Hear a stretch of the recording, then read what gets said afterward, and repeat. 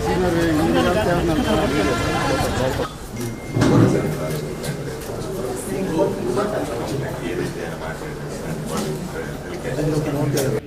ఛానల్కి నీకున్న క్రెడిబిలిటీ ఏంటంటే, సార్ ఏమన్నాడు సార్ ఆంధ్రజ్యోతి రాధాకృష్ణ అంటే, ఇదిగో ఏదన్నాడంటే ఉమ్ముతున్నారు నీ ముఖాన. అంటే చూడటమలా నీ ఛానల్ తెలుసుకుంటున్నారు ఏం జరిగింది అని. ఆ స్థితికి దిగజారిపోయింది నీ పత్రిక, నీ ఛానల్. పాపం నువ్వేమో నన్ను మించినటువంటి వాడు లేడు, రకరకాలైనటువంటి స్లోగన్స్ పెట్టుకొని నువ్వు బ్రతుకుతున్నావు.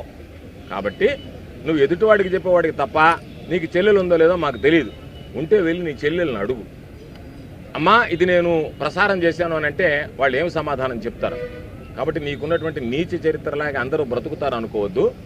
రాధాకృష్ణది బ్రతుకే కాదు. కాబట్టి ఆయన ఏదో పెద్ద ఏదో సామెత ఉంది, ఎదుటివాడికి చెప్పేదానికి నీతులు ఉన్నాయన్నట్టుగా ఆయన పెద్ద సంస్కారం కలిగినటువంటి వాడిగా. నీ సంస్కారం అంతా మాకు తెలుసు. నువ్వు మాకు తెలిసేటప్పటికే ఎమ్మెల్యే క్వార్టర్స్లో ల్యాంబరేటా స్కూటర్ మీద వస్తే ఆ స్కూటర్కి స్టాండ్ చేసుకునేటువంటి గతి లేకపోతే ఆ స్కూటర్ని గోడ కానిచ్చినటువంటి వాడు నువ్వు కాదా? అవునా చెప్పు. ఈరోజు నువ్వు ఆడి కారులో తిరుగుతున్నావు, రకరకాలైనటువంటి కారులో తిరుగుతున్నావు, బంగ్లాలో తిరుగుతున్నావు. నీ బ్రతుకేటువంటిది అనేది లోకానికి అంతా తెలుసు.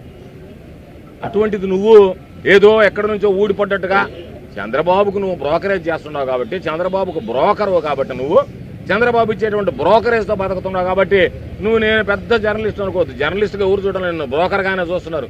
నీది జర్నలిజం అని ఎవరంటే వాళ్ళ బ్రోకరిజం అని అంటున్నారు. ఎఫ్ఐఆర్ నమోదైందని పొద్దున్నే ఏపైనా ఆంధ్రజ్యోతిలో చూసినా నేను, నాకేం తెలియదు ఎఫ్ఐఆర్ నమోదైందని. ఇప్పుడు కూడా సిఐ గారు మీ మీద ఎఫ్ఐఆర్ ఉంది సార్ అని ఏం చెప్పలే, దాని గురించి ఏం ఆలోచన చేయాలి. పొద్దున్న ఏదో ఆన్ చేస్తే ఆయన ఏదో పెట్టుకొని ఉన్నాడు, అంతా అక్కడ జరిగింది ఇక్కడ జరిగింది అని చెప్పినానని. వాటికి ఏం భయపడేది ఉండదు. కాకపోతే అసలు ఆడ స్టాఫ్ యాడ్ ఉన్నాడని, అసలు ఆంధ్రజ్యోతికి స్టాఫ్ యాడ్ ఉన్నాడయ్యా. మీరు జీతాలు ఇవ్వకపోతే దరిద్రులారా. వాడు పోయి బయట పాపం మీకు జీతాలు ఇచ్చేది ఎవరు? తెలుగుదేశం పార్టీ ఎమ్మెల్యేల దగ్గర జీతాలు తీసుకుంటున్నారు. మీ స్టాఫర్లకి బ్యూరోలకి మీరు గుంది మీద చెప్పండి, నాకు ఒక చెక్కు చూపించమనండి. ఇదిగో మా ఈ రిపోర్టర్లకు ఎంతమంది ఉన్నారో అది వాళ్ళకి మాత్రం చెప్పాడండి. రిపోర్టర్లందరికీ మీరు అందరూ తరలి వచ్చి వైఎస్ఆర్ కాంగ్రెస్ పార్టీ శ్రేణులు అడ్డుకోవాలని. మీ ముఖం చూపించలే మీ రిపోర్టర్లు, మా శ్రేణులు రావడం కాదు. సిగ్గుంటే మీరు ఆలోచన చేయాల్సింది, మీరు పిలుపునిచ్చారా లేదా? జిల్లా వ్యాప్తిగా ఉన్నటువంటి రిపోర్టర్లు అందరూ ఇక్కడికి రావాలని పిలుపునిచ్చారా లేదా? మీ దగ్గర జీతాలు ఎగ్గొట్టుకున్నారు కాబట్టి మీ దగ్గర జీతాలు తీసుకుని మీ సిబ్బంది మీకు ముఖాన్ని ఉమ్మేస్తుంటే సిగ్గు లేకుండా మళ్ళీ మీరు మాట్లాడడం ఏంది? కాబట్టి మీరు జీతాలు ఇచ్చినటువంటి అది సంస్థ కాదు. మీరు చెప్పేది ఏంది? నేను ఏ విధంగా అయితే జనాల మీద పడి కొట్టక తింటున్నానో మీరు కూడా జనాల మీద పడి కొట్టక తిన్నానంటే వాళ్ళు ఎవడన్నా పోయేది, అమ్మ నాడు ఒక ఫోటో తీసేది, డబ్బులు ఇస్తావా ఏమంటావా, డబ్బులు ఇస్తావా ఏమంటావా, డబ్బులు ఇస్తావా చూపించమంటావా? ఇదే బతుకైపోయాను మీ బతుకంతా. ఇన్ని దగ్గర నుంచి ఆవు చేలో మేస్తే దూడ గట్టిన మేస్తుంది అన్నట్టుగా దరిద్రుడా నువ్వు నిద్రలేస్తే బ్లాక్ మెయిల్ చేస్తుంటివి. నీ కింద ఉండేవాళ్ళు అదే విధంగా ఆంధ్రజ్యోతి విలేకరు అంటే భయం ఏంటంటే నాయన ఈడు ఏదో ఒకటి రాస్తాడు, రియల్ ఎస్టేట్ వాడి దగ్గర ఒక ఫోటో తీస్తే వాడికి ఏంది పాపం అమ్మకాలు తగ్గిపోతాయి. నీ వల్ల ఏం పెద్ద పనేం కాదు, నీదేం పెద్ద మనగాడు పత్రిక ఏం కాదు. దమ్మున్న ఛానల్ అంటే నీకే దమ్ము లేదు దరిద్రుడా, ఛానల్కి ఏం దమ్ముందే. కాబట్టి అటువంటి నిష్ఠ దరిద్రుడు మీ గురించి మాట్లాడబడలే.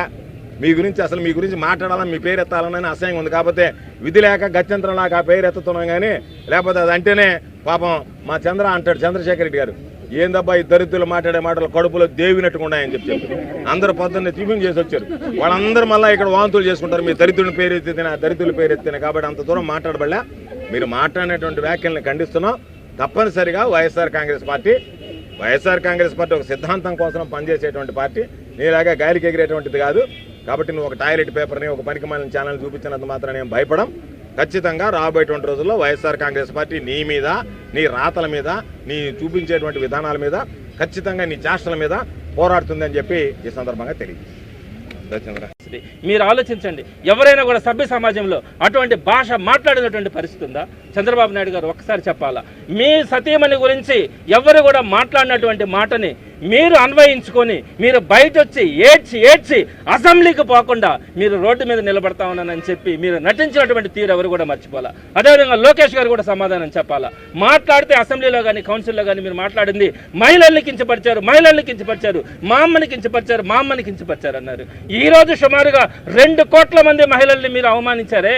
మీ ఆంధ్రజ్యోతి పత్రిక, మీ కరపత్రిక లాంటి ఆంధ్రజ్యోతి పత్రిక మాట్లాడితే అది కూడా కేవలం ఏబిఎన్ ఆంధ్రజ్యోతిలో డిబేట్ డిబేట్లో ఎవరో ఒకరు మాట్లాడింది కాదు, అది సాక్షాత్ ఎడిటోరియల్ కాలంలో ఆ ఎడిటర్ మాట్లాడినటువంటి భాషను, ఆ యాంకర్ మాట్లాడినటువంటి తీరును మనం చూసినాం.